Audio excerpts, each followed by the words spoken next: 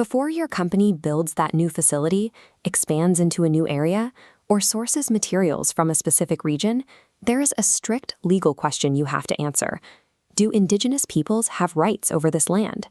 If they do, your project is governed by Republic Act 8371, the Indigenous Peoples' Rights Act of 1997. This chart breaks down the core framework required by the law. It stands for free, prior, and informed consent. The ultimate objective of this roadmap is to guide you through this framework so you can successfully secure a certificate of precondition for your business. To start, you need two things finalized: a precise geographical map of your proposed project and a comprehensive scope of its operational impact. Violations of these requirements have stopped major infrastructure and mining operations across the Philippines. This framework is absolute law, and proceeding without it is why projects get legally halted. Step 1 is checking for ancestral domain overlap.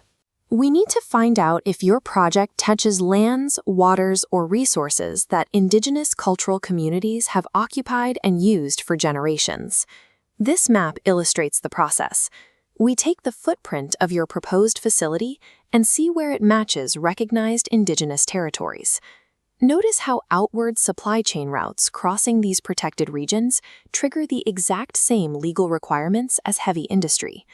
If you find any territorial overlap on your maps, you are legally required to initiate the consent process with those specific communities. Failing to map out where your materials come from does not exempt you. Ignorance of your supply chain geography will not hold up as a legal defense for bypassing Indigenous land rights.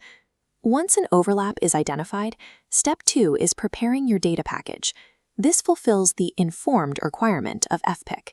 This checklist outlines what legally constitutes informed data. You must disclose the exact nature of your project, the full scope of your operations, and a complete assessment of the environmental impacts. You have to be completely explicit here. The community needs to know exactly how your operations will affect their local ecosystems, the surrounding biodiversity, and the watersheds they rely on. This is where most corporate applicants stumble. When companies attempt to hide, omit, or downplay the negative consequences of their operations, the process breaks down. Presenting full and accurate information is mandatory. If you present incomplete or manipulated data to the community, the informed legal requirement is permanently invalidated. With your data package ready, step 3 is the engagement phase. This satisfies the free and prior mandates of the law. Looking at this project timeline, the sequence is non-negotiable. The consent secured milestone must be fully checked off before you reach project start, meaning zero physical work begins until the community says yes. That yes must also be completely free. The community's decision-making process has to happen without any coercion, manipulation, or undue pressure from your company.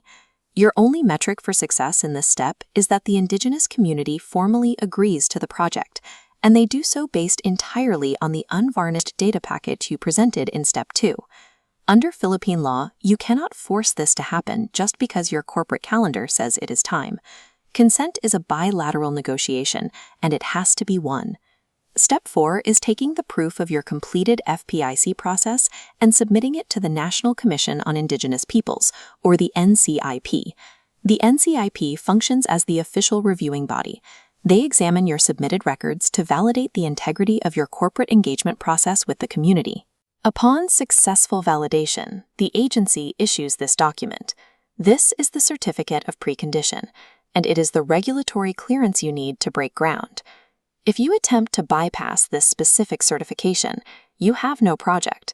Without it, your operations have absolutely no legal standing in the Philippines. This certificate is the absolute final barrier. It is the single piece of paper that separates a proposed concept from a legally protected, operational business asset. Now that you hold the certificate of precondition, your project has full legal standing to proceed safely. But beyond the legal requirements, there is a larger reason this framework exists. Indigenous peoples are not obstacles to development. They are active stewards protecting some of the most ecologically critical landscapes and watersheds in the country. Their traditional knowledge of these ecosystems is irreplaceable. Respecting their ancestral rights ensures that those who have the least power are protected during commercial expansion. So, does your business respect Indigenous people's rights? Check your operations, audit your supply chains, and ensure development includes everyone. Follow Sustain PH Studio for daily sustainability strategies made for Philippine businesses.